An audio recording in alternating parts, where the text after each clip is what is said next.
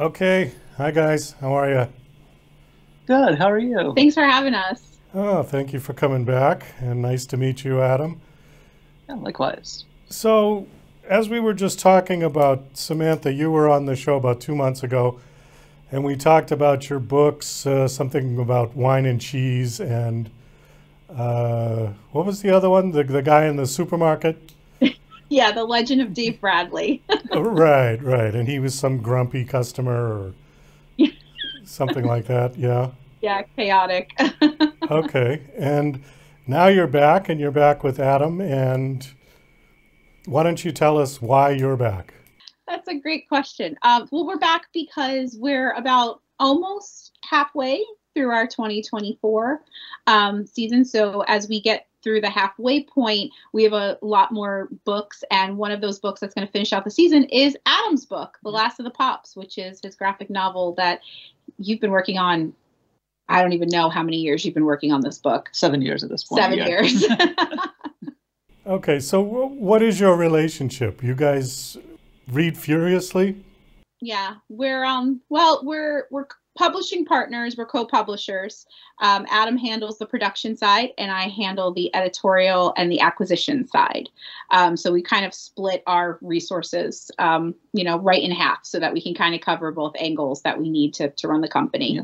Okay. I think we covered the company a little bit when you were on last Yeah. time, but why don't you just go over it again? What was unique about it? Um, well, so I can do the first part. You can do the second part Yeah, if that works. that's Okay. fine. So the first part is it was started kind of as this kind of response to being around a very talented group of writers that could not get published because they were not fitting into that mainstream cookie cutter kind of social construct. So a lot of colleagues and talented writers that we knew were getting rejected because they just weren't fitting into that mold of what an author's supposed to be like or their content's supposed to be like. And so I just thought about how there's so much gatekeeping going on, and it was just so frustrating to me. So like all great ideas, I was driving home angry and thinking about how we just wish there were more seats at the table, but the table is not even built for a lot of indie authors. So we created this independent publishing house as a response to that. And we try really, really hard to bring on authors who have either had very negative experiences with the larger publishers, who can't even get in the door with a lot of the bigger publishers. And we really want to try to make this inclusive space where all authors of all different, lifestyles and perspectives and experiences can feel like their work can be championed. And so that's kind of where Read Fiercely came about initially.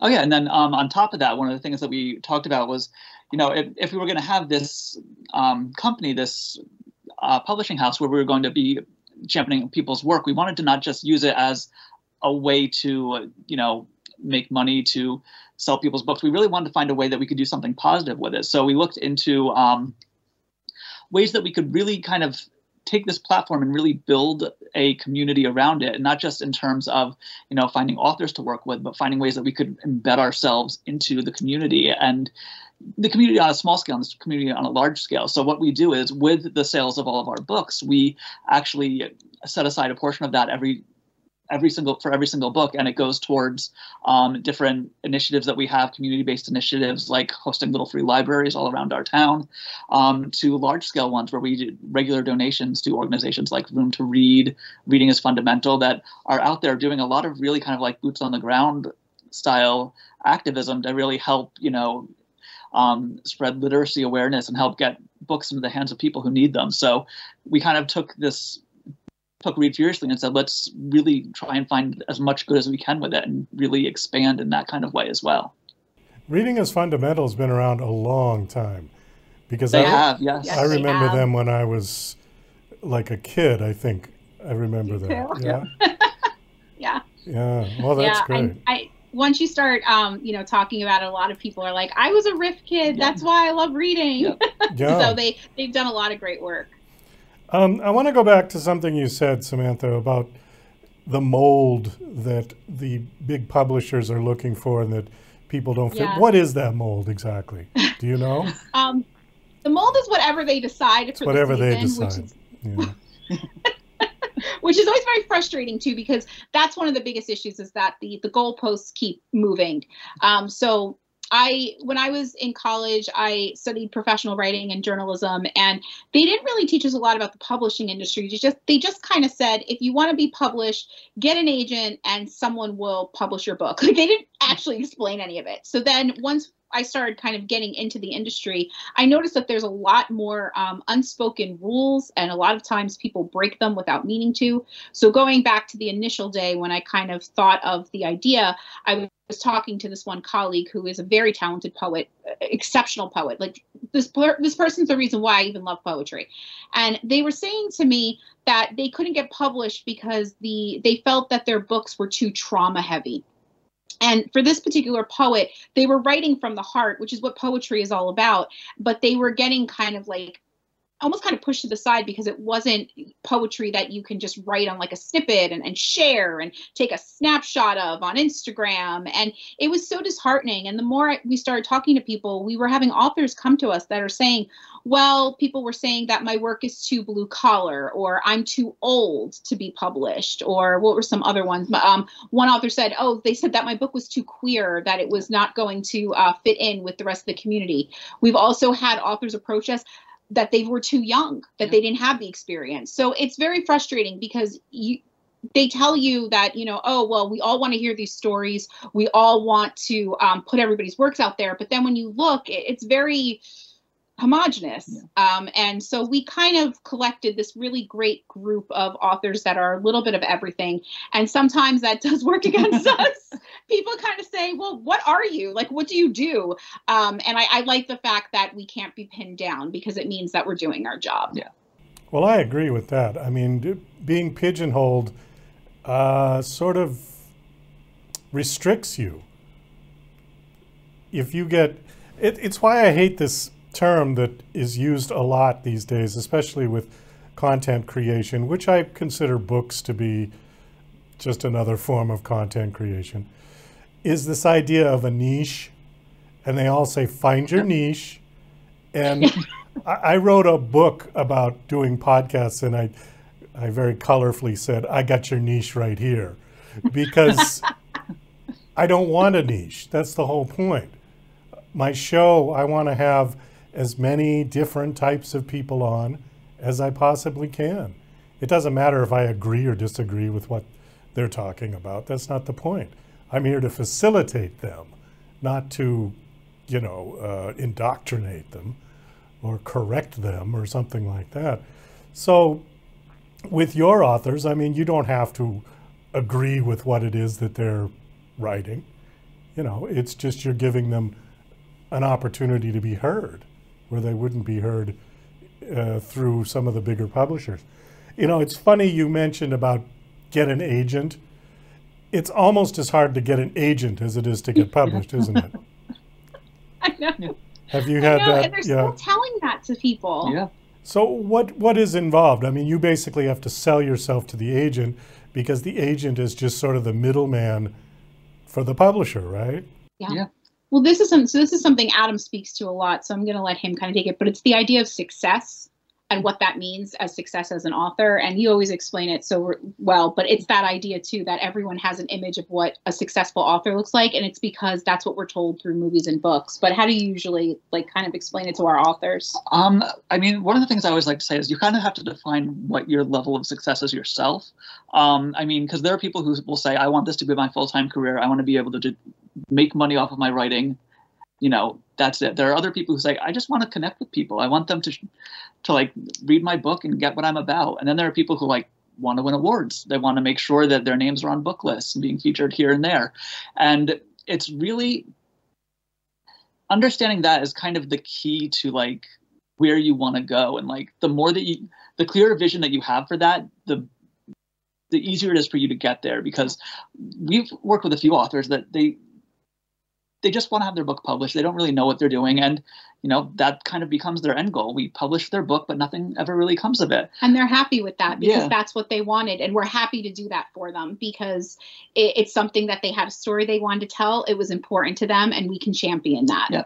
Yeah, absolutely. But they're happy with that. They knew that's what they were going forward. And they were very clear with that with us. Yeah. Well, obviously the big publishers' money is going to be the primary factor for their consideration, right? Can I sell this? Can I make money on this? Absolutely. It is, yeah. Absolutely. Yeah. And I mean, sales are important. We have to keep the lights on. Yeah. And printing books costs money. But yes, you're absolutely right. It can be really subjective because we're very proud of our authors because there's so much shelf space that everybody has to compete with. And we're finding that book sales are up, but authors themselves don't make a lot of money. And it's really because we've had this. I mean, it's amazing what publishing has become. We have the indie presses, we have the small indie traditional presses like us, we have self-publishing, we have hybrid publishing, we have everything. And so everyone's competing, and sales really translates into, I mean, I don't know, not everyone's going to sell 1 million copies. Yeah. Be nice work if you could get it. Well, so how does your publishing work then? Do you take a percentage of sales, or do people pay up front, or how does it work with you guys? So we make a point not to ask for anything up front. We're a traditional publisher, and as a result, we front the cost for everything from editorial to design and marketing, because we believe that that's important. We believe that anyone can pay to get a book made if you have the money, and that doesn't necessarily mean that any person who can pay to get a book made should get a book made. So by having us kind of be the ones who are going to be managing the finances of the book, it makes us very, very aware of the titles that we pick, and we make sure that they're ones that we genuinely, truly believe in.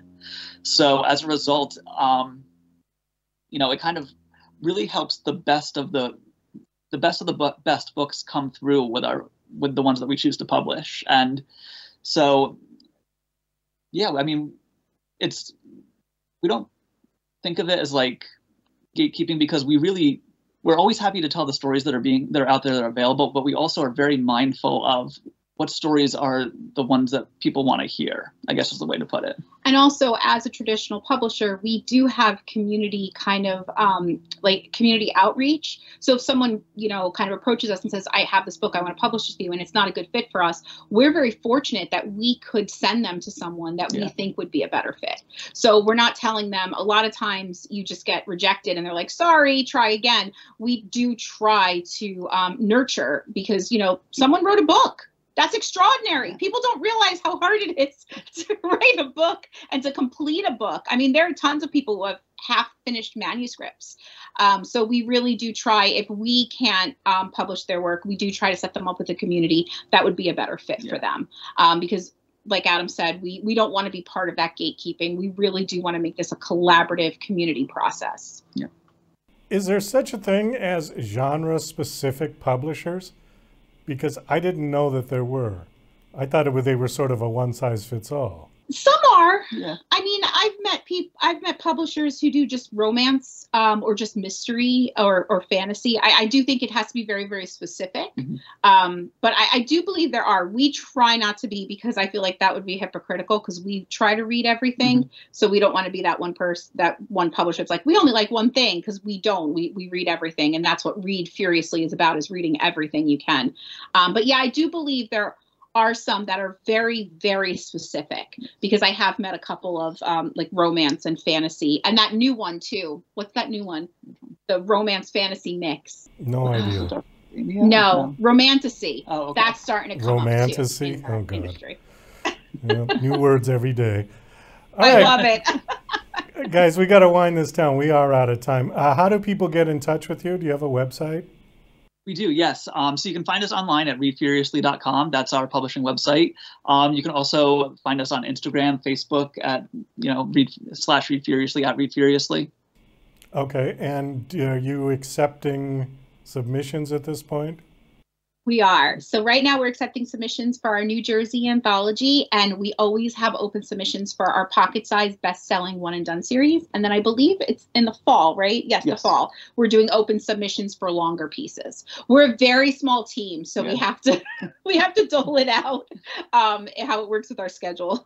Okay, and anybody who's interested in submitting can go through your website and do it that way? Okay. All right, great. Well, Adam, Samantha, thank you so much for coming on the show. It's nice seeing you again. Thank you. And best of luck. Hope this works out well Thank for you you. so much. Thank Thank you.